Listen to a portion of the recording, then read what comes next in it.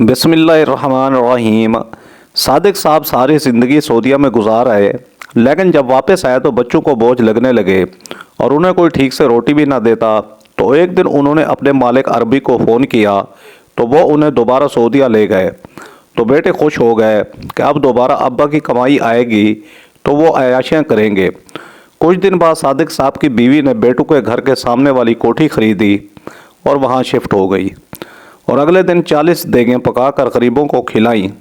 तो सारे बेटे बीवी बच्चों को लेकर वहाँ गए तो उनके कदमों तले से ज़मीन निकल गई, क्योंकि माँ ने उनके साथ अब्बा का फ़ोन आया है। सादिक साहब के सऊदीया से कॉल आई थी और पूरे घर में एक हलचल सी मची हुई थी। सभी लोग नफीसा बेगम के आसपास इकट्ठा होना शुरू हो गए थे। वो भी मुस्कुराते हुए अपने बेटे, बहू और उनके बच्चों को देख रही थी। सबके चेहरों पर चमक थी। वो जानती थी कि सभी कोई ना कोई फरमाइश करने के लिए फ़ोन के पास आए हैं। ऐसा हमेशा से ही होता था। सादिक साहब जब से सऊदीया गए थे, जब भी फ़ोन करते फरमाइशों की एक लंबी लिस्ट उन्हें थमा दी जाती। दादो जान से बोलें मेरे लिए इम्पोर्टेड साइकिल भेजें, यहाँ वाली ख़राब हो जाती हैं जल्दी, उनका बड़ा पोता कह रहा था। नफीसा बेगम मुस्कुराकर कॉल रिसीव करने लगी। दूसरी जानब सादिक साहब ने सबकी खैरियत दरियाफ्त की। मैं पाकिस्तान वापस आ रहा हूँ, सादिक साहब के अल्फाज थे, या गोया कोई बम जो सारे अफराद की समातों पर फूटा था। कुछ देर पहले चमकने वाले सबके चेहरे यकदम बुझ से गए। क्यों अब्बा वापस क्यों आ रहे हैं, अच्छी भली लगी हुई नौकरी छोड़कर? आपको पता तो है पाकिस्तान के हालात, यहाँ पर तो मर्द दम तक कमाई करनी पड़ती है। बड़ा बेटा घबरा कर बोला, लेकिन दूसरी जानब सादिक साहब चंद लम्हे के लिए खामोश से हो गए। बस अब मुझसे परदेश नहीं काटा जाता। मुझे सऊदीया आए हुए 25 साल गुजर चुके हैं। अब मैं वापस अपने बच्चों के दरमियान आना चाहता हूँ। तुम लोग भी तो मुझे बहुत याद करते होगे। बस इसलिए मैं चाहता हूँ कि अपने पोतों और बच्चों के दरमियान अपनी बाकी की ज़िंदगी गुजारूँ। सादिक साहब मोहब्बत भरे लहजे में कह रहे थे। सबको जैसे सांप सूंघ गया। कुछ देर पहले जो सब आसपास जमा हो रहे थे, आहिस्ता आहिस्ता तितर बितर होने लगे। नफीसा बेगम फ़ोन को थामे अकेली रह गई। इन्होंने एक गहरी सांस ली और सादिक साहब से उनका हाल अहवाल दरियाफ्त करने लगी। कुछ देर बाद सादिक साहब ने उन्हें अपनी आने की तारीख बताकर फ़ोन बंद कर दिया। नफीसा बेगम फ़ोन हाथ में लिए खामोश बैठी रह गई। बेटों के बदलते चेहरे उनकी नज़रों के छुपे ना रहे। उन्हें वो दिन याद आ रहा था जब आज से 25 साल पहले सादिक साहब नौकरी की तलाश में मारे मारे फिरते थे। 25 बरस की उम्र, 3 बच्चे, बूढ़े वालिदैन का बोझ, ये सब कुछ उनकी दिन रात की परेशानी का सबब था। पाकिस्तान में उन्हें कोई ऐसा रोज़गार ना मिला जिसे वो अपनी फैमिली को पाल सकते। थक हार कर उन्होंने सऊदीया जाने का फ़ैसला कर लिया। सऊदीया में उन्हें अच्छी नौकरी मिल गई और वह ऐसा वहाँ पर गए कि दोबारा पलट कर उन्हें कभी पाकिस्तान आना नसीब ही ना हुआ। नफीसा बेगम ने तन तनहा उनके वालिदैन की खिदमत की और अपने बच्चों को पढ़ाया लिखाया। सादिक साहब हर महीने भारी रकम पाकिस्तान भेजा करते। कुछ अर्सा वालिदैन हयात रहे, फिर उनका इंतकाल हो गया। नफीसा बेगम ने तीनों बेटों को खूब पढ़ाया लिखाया। वो अच्छी नौकरियों पर फैज़ हो गए। जब इनकी शादी का वक्त आया तो भी सादिक साहब ने खुद आने के बजाय भारी रकम वहाँ से बच्चों के लिए भेज दी, ताकि उनके आने पर नौकरी का हर्ज ना हो। उनकी भेजी रकम से नफीसा बेगम ने कई तोले सोना अपनी बहुओं को डाला और शानदार तरीके से शादी की। तीनों बहुओं ब्याह कर घर आई। हर बेटे के यहाँ मुख्तलिफ मौक़ों पर बच्चों की पैदाइश होती रही। सादिक साहब जब भी पाकिस्तान आने की कोशिश करते, कोई ना कोई रुकावट उनके रास्ते में आ जाती।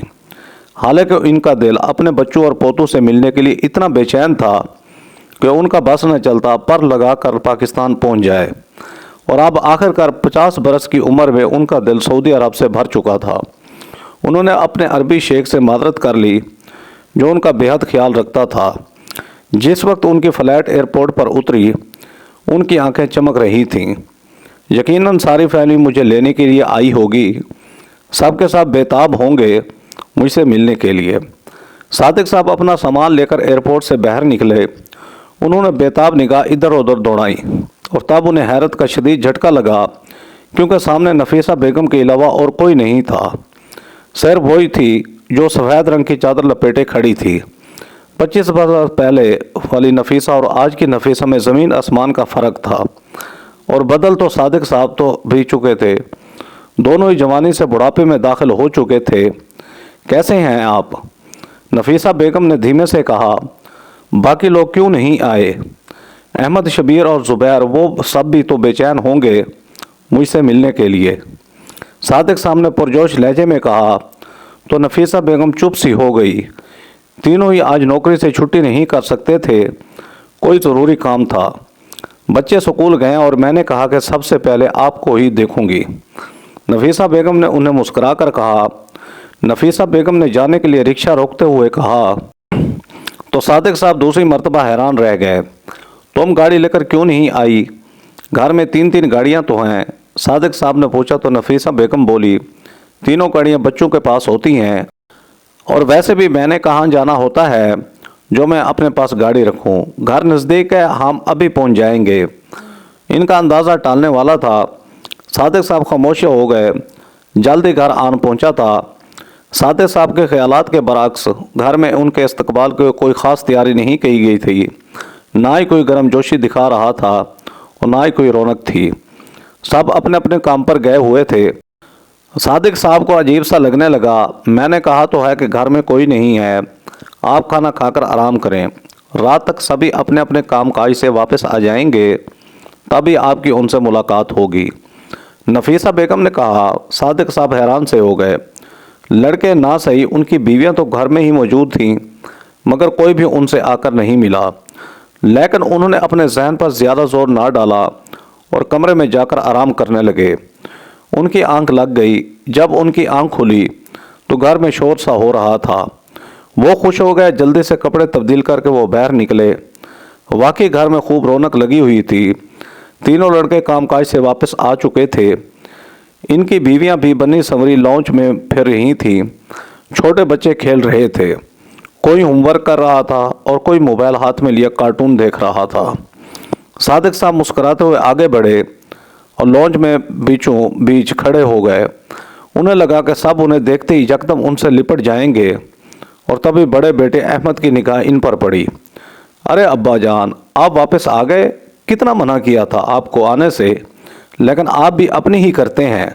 چلو اب آپ آ ہی گئے ہیں تو میں کیا کہہ سکتا ہوں، وہ کرسی پر بیٹھے بیٹھے عام سے انداز میں کہہ رہا تھا۔ ہاں البتہ چھوٹا زبیر اور شبیر دونوں اٹھ کر آ کر صادق صاحب سے گلے ملے۔ بہو نے بھی آپ کر ان سے پیار لیا، لیکن کسی کے انداز میں وہ گرم جوشی نہ تھی جو صادق صاحب کو چاہیے تھی۔ کھانا لگا دیا گیا تھا۔ صادق صاحب خاموشی سے کھانے کی ٹیبل کی جانب بڑھے۔ اس کرسی پر مت بیٹھیے ابا جان، یہاں پر احمد بیٹھتے ہیں اور احمد کے ساتھ میں بیٹھتی ہوں۔ وہ سربراہی کرسی پر بیٹھنے لگے تو بڑی بہو نے انہیں ٹوک کر کہا۔ صادق صاحب کو شرمندگی سی ہونے لگی۔ وہ خاموشی سے کرسی سے ہٹ گئے۔ احمد آ کر وہاں آرام سے بیٹھ گیا۔ رفتہ رفتہ سب اپنی اپنی کرسیوں پر بیٹھ گئے۔ صادق صاحب کے لیے کوئی کرسی خالی نہ بچی تھی۔ نفیسہ بیگم خاموشی سے یہ سب دیکھ رہی تھی۔ وہ اپنی جگہ سے اٹھ گئی۔ آپ اندر کمرے میں بیٹھ جائیے، میں آپ کو وہیں کھانا دے دیتی ہوں۔ صادق صاحب ہکا بکا رہ گئے۔ یہ کیسا استقبال تھا؟ اس کی تو انہیں ذرا بھی امید نہیں تھی۔ انہوں نے گھبرا کر اپنے بچوں کی جانب دیکھا، کوئی بھی ان کی جانب متوجہ نہیں تھا۔ سبھی اپنی اپنی بیویوں سے بات کرتے ہوئے دن بھر کی روٹین شیئر کر رہے تھے۔ نفیسہ بیگم نے ان کا ہاتھ تھاما۔ یہاں کھڑے رہنے کا کوئی فائدہ نہیں، آپ اندر بیٹھ جائیے۔ وہ انہیں لے کر کمرے کی جانب بڑھی۔ صادق صاحب نے صاف دیکھا تھا کہ نفیسہ بیگم کے بھی ٹیبل سے اٹھ جانے پر کسی کو کوئی فرق نہیں پڑا تھا۔ صادق صاحب کا دل خشک پتے کی طرح لرز جو رہا تھا۔ کیا بچے میرے آنے سے خوش نہیں ہیں؟ انہوں نے کمرے میں جاتے ہوئے نفیسہ بیگم سے کہا۔ وہ چپ سی ہو گئی۔ دراصل بچے چاہتے تھے کہ ابھی کچھ وقت آپ اور سعودیہ عرب میں گزار لیں۔ احمد کاروبار کرنا چاہتا تھا، اس کے لیے اسے رقم چاہیے۔ زبیر نے بھی ایک نیا پلاٹ خریدنا تھا، اس کے لیے بھی اسے پیسے چاہیے تھے۔ آپ کے جلدی واپس آنے سے انہیں تھوڑی مایوسی ہوئی ہے۔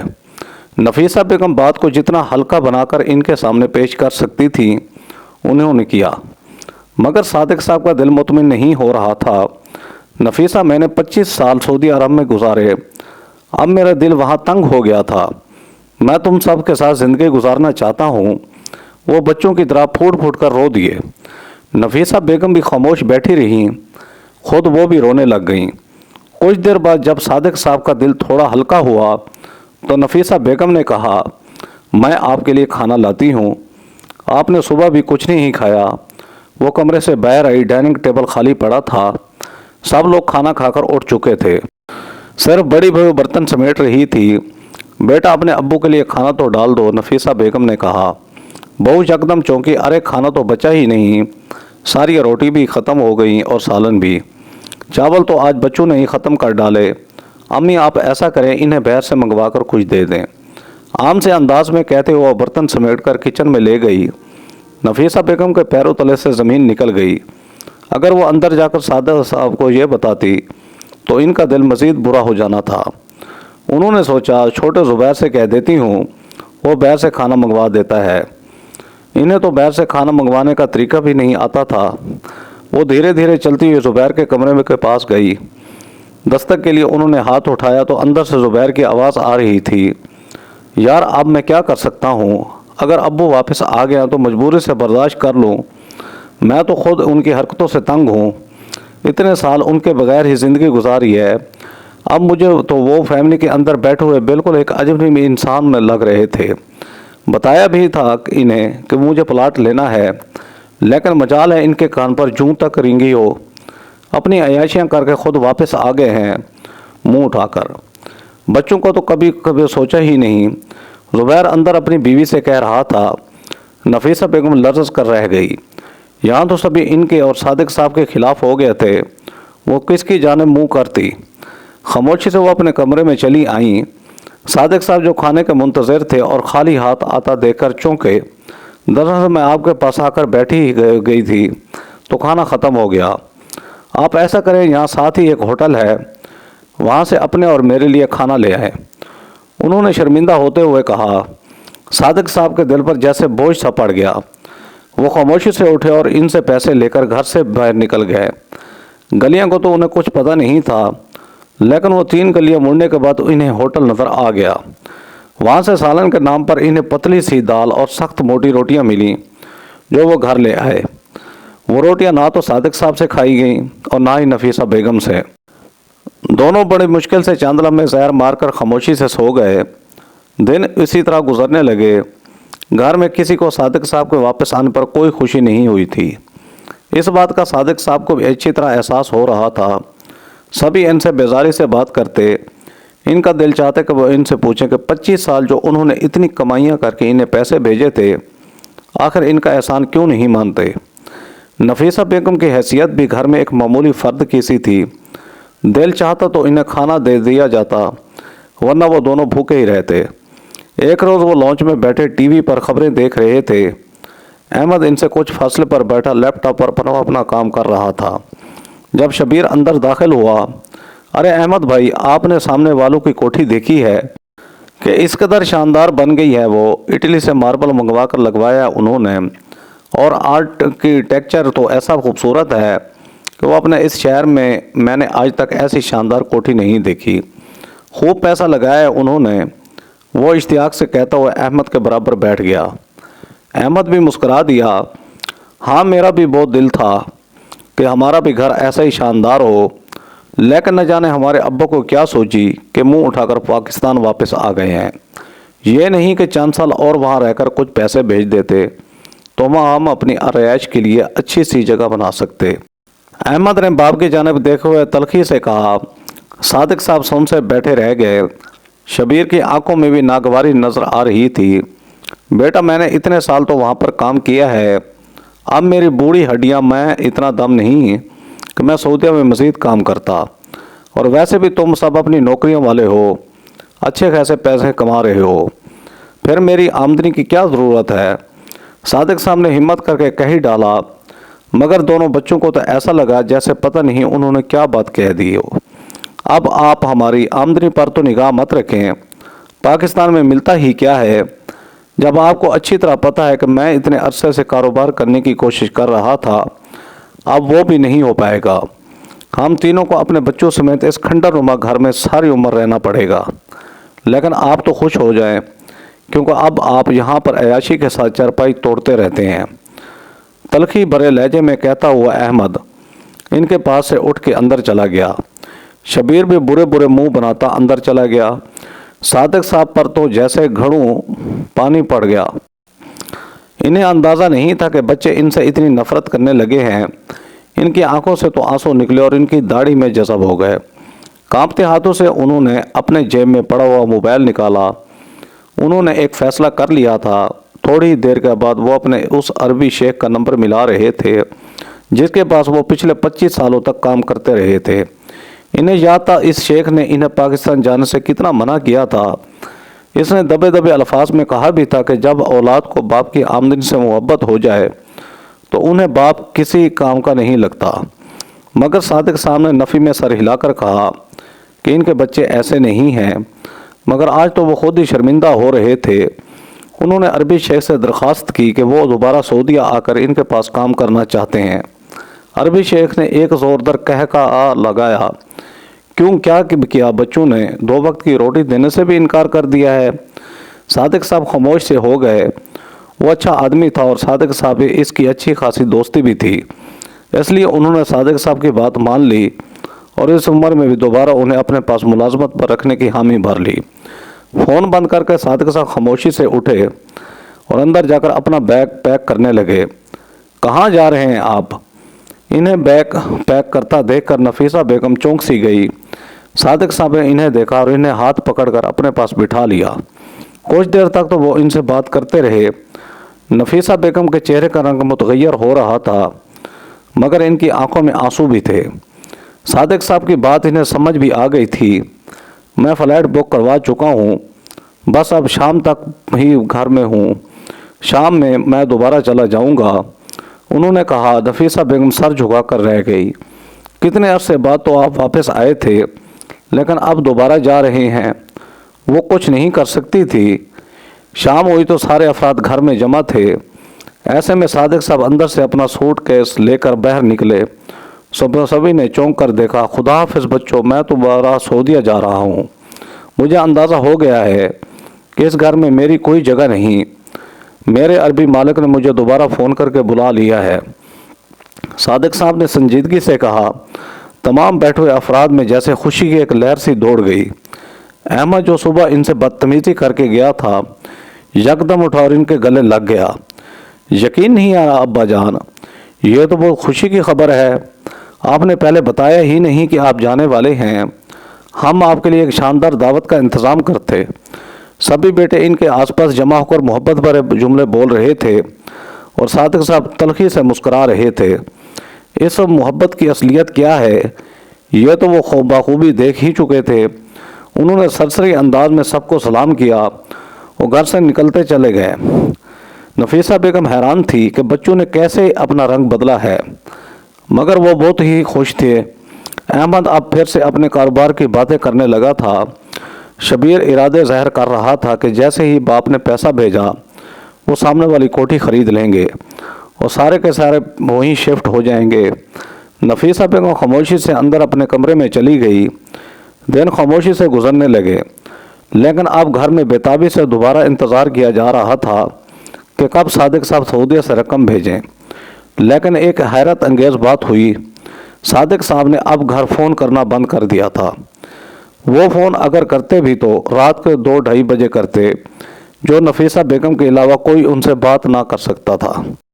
بچے پوچھتے اماں جان ابا کو وہاں جاتے ہی نوکری مل تو گئی نا، کہ ایسا نہ ہو وہ چند دن بعد دوبارہ واپس آ جائیں۔ میں نے تو سامنے والوں سے بات بھی کر لی ہے کہ کوٹھی ہم خریدنے والے ہیں، مالک تیار ہے، تقریباً 3 کروڑ روپے مانگ رہا ہے وہ کوٹھی ہمارے نام کرنے کی۔ شبیر پروانے کی طرح منڈلاتا ہوا اماں سے پوچھتا رہا مگر وہ کچھ نہ بولتی۔ 1 مہینہ گزرا، 2 مہینے گزرے، 3 مہینے گزر گئے مگر صادق صاحب نے باہر سے کوئی رقم نہ بھیجی۔ اب ان کے تینوں بیٹے جھنجھلائے ہوئے تھے۔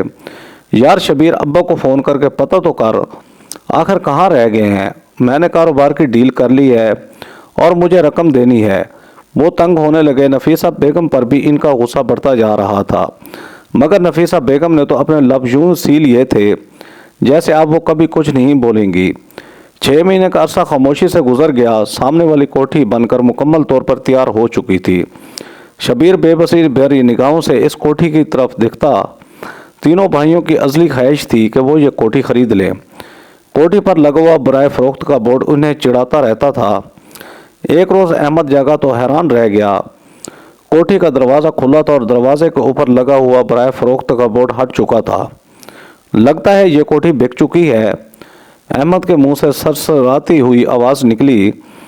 नफीसा बेगम की सारी बहुएं और बच्चे आसपास जमा हो गए और हसरत भरी निगाहों से इस कोठी को देख रहे थे, जहां कोई नया नया शिफ्ट हुआ था, क्योंकि बिल्कुल नया फर्नीचर ट्रक से उतारकर मुलाजमिन घर के अंदर रखवा रहे थे।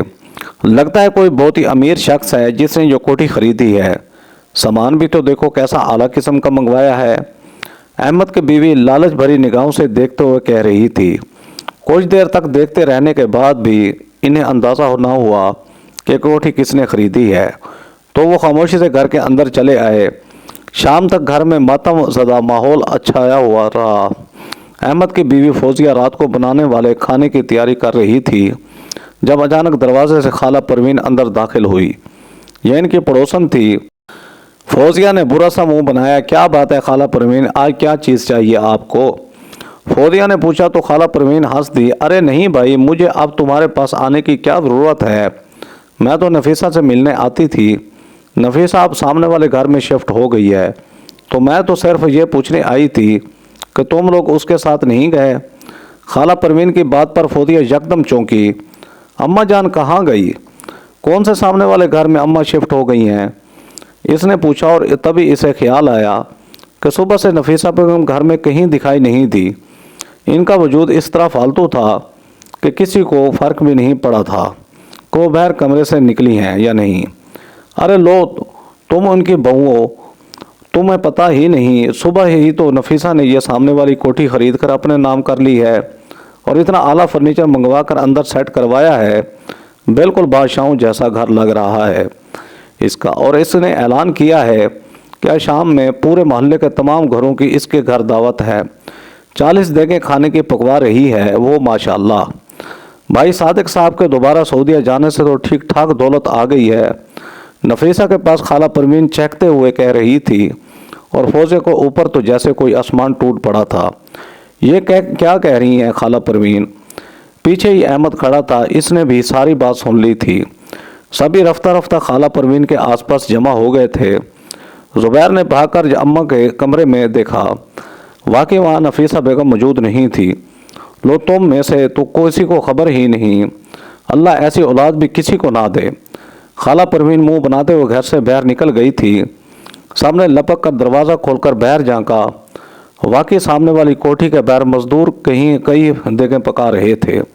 मोहल्ले के अफराद जोक दर जोक नफीसा बेगम की कोठी में दाखिल हो रहे थे। अम्मा ने यह कोठी कब खरीदी? बच्चे हैरान थे, लेकिन इन्हें कुछ समझ नहीं आ रहा था।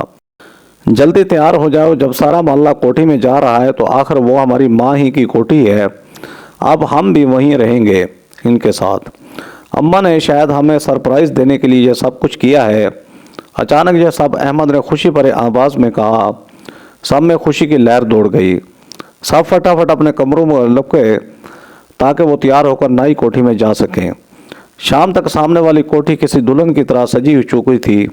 मुलाजमीन की एक फ़ौज थी जो नफीसा बेगम के लिए काम कर रही थी।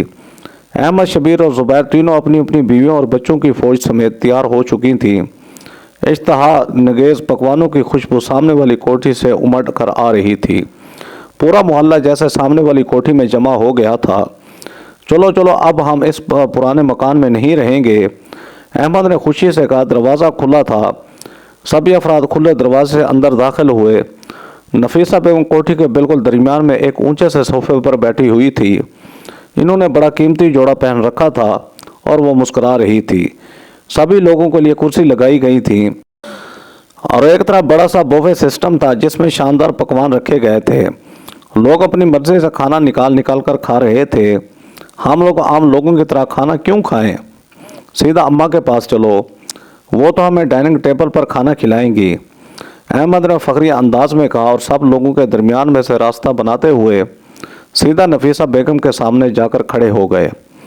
अम्मा आपने इतना बड़ा सरप्राइज़ दिया है हमें कि खुशी के मारे हमें यकीन ही नहीं आ रहा। ये कोठी ख़रीदने की तो हमारी बरसों पुरानी ख्वाहिश थी, आपने तो ये ख्वाहिश पूरी कर दी। बच्चे चापलूसी से अंदाज में माँ को कह रहे थे। नफीसा बेगम धीरे से मुस्कुराई, तुम लोगों को कोई गलत फहमी हुई है। ये कोठी मैंने नहीं खरीदी बल्कि इसके असल मालिक तो वो हैं। नफीसा बेगम ने एक जानब इशारा किया। तीनों बेटों ने चौंक कर वहाँ देखा। सामने कीमती कपड़ों में मलबूस सादिक साहब चले आ रहे थे। इनके चेहरे पर बड़ी उम्दा मुस्कुराहट थी। मोहल्ले के तमाम सरकर्दा लोग इनसे बड़े एहतराम के साथ मिल रहे थे। सभी लोग इनका हाथ थामने के लिए बेचैन थे। और क्यों न जाते मोहल्ले के सबसे शानदार कोठी के मालिक थे वो अब्बा। ये कब वापस आए और उन्होंने ये कोठी किस तरह खरीदी? अहमद के मुंह से निकला था, ये बात तो उन्हीं से पूछ लो। नफीसा बेगम ने कहा। सादिक साहब धीरे धीरे चलते हुए इनके पास आ रहे थे। ज़ुबैर शबीर इनके गले लगे। शुक्रिया अब्बा, आपने सऊदीया वापस जाकर दोबारा हमारे लिए कमाई की ताकि आप हमारे लिए ये कोठी ख़रीद सकें। मुझे पता था आप ये सब ज़रूर करेंगे, शबीर कह रहा था। सादिक साहब मुस्कुरा दिए। नहीं, बिल्कुल नहीं, ये घर तो मैंने अपने और नफीसा के लिए ख़रीदा है। जिस तरह तुम्हारे घर में मेरे और नफीसा के लिए कोई जगह नहीं थी, हमारे लिए खाना नहीं बचता था, बिल्कुल इसी तरह मेरी इस कोठी में तो तुम लोगों के लिए कोई जगह नहीं है। मोहल्ले के सभी गरीब लोग यहाँ पर आए हैं और खाना खा रहे हैं। तुम लोग भी इनके साथ शामिल हो जाओ, खाना खाकर वापस अपने घर चले जाओ। इससे ज़्यादा रुकने की यहाँ पर तुम्हें इजाज़त नहीं है, सादिक साहब ने मुतमईन अंदाज में कहा और पलट गए। तीनों बच्चों के सर पर आसमान टूट पड़ा, मगर ऐसा ही था। लोग इन्हें धक्के देते हुए साइड पर कर रहे थे। सभी नफीसा बेगम से मिलना चाहते थे। नफीसा बेगम भी अपनी जगह से उठकर लोगों से मिलने लगी। लोग अब खाना खाकर रुखसत हो रहे थे। मुलाजमीन ने आगे आकर अहमद, शबीर और ज़ुबैर को इनकी बीवियों और बच्चों समेत पीछे हटा दिया। अगर आप लोगों को ने खाना खाना है तो सामने खाना रखा है, खाएं, नहीं तो बेगम साहिबा की और साहब के सोने का वक्त हो रहा है, घर को ताले लगाने हैं। मुलाजमीन की बात पर तीनों बजे अपना सा मुँह लेकर घर वापस आ गए। इनके ऐन सामने नफीसा बेगम और सादिक शाहाना ठाट बाट से रहने लगे। सादिक साहब ने अपना एक कारोबार भी शुरू कर लिया था। इनके तीनों बजे इनसे मिलने आते तो वो अच्छे तरीके से मिलते, लेकिन वो अपने घर में रहने की इजाज़त ना देते थे। अब तीनों बच्चे सिवाय पछताने के और कुछ नहीं कर सकते थे, क्योंकि उन्होंने खुद अपने हाथों से अपनी जन्नत को गंवा दिया था। अपने मामूली नौकरियां से वो अपने घर को चलाते हुए तीनों बड़े बेटे इसी पुराने मकान में रहते थे। रफ्ता रफ्ता घर के अखराजात बढ़े तो इनकी गाड़ियां बिक गईं और आने जाने के लिए इन्हें रिक्शा टैक्सियों का सहारा लेना पड़ा, जबकि सामने सादिक साहब और नफीसा बेगम ने शानदार गाड़ी खरीद ली थी। दिन रात इस शानदार कोठी के सामने खड़े होकर सादिक साहब के तीनों बेटे अफसोस करते, लेकिन अब सिवाय अफसोस करने के इनके पास कुछ नहीं था। तो ये होता है जैसी करनी वैसी भरनी। नादरीन, वीडियो पसंद हो तो मेरे चैनल शौकत वाइस को सब्सक्राइब करके बेल आइकन को दबाकर ऑल पर क्लिक कर दें ताकि आपको हर आने वाली न्यू वीडियो का नोटिफिकेशन सबसे पहले मिले। Thanks for watching. अल्लाह हाफिज़।